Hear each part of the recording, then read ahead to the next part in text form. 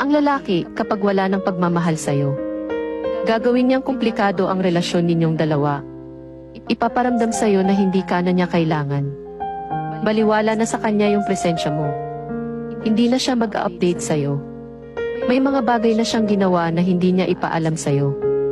Tapos, hahayaan ka na niyang masaktan, mag-overthink, at umiiyak sa gabi. Wala na siyang pakialam sa'yo.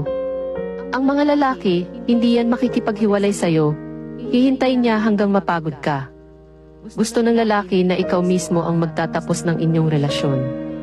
Wala sa mindset ng lalaki ang mag-guilty, dahil gusto nila na sila ang magmukhang kawawa, sila ang iniwan.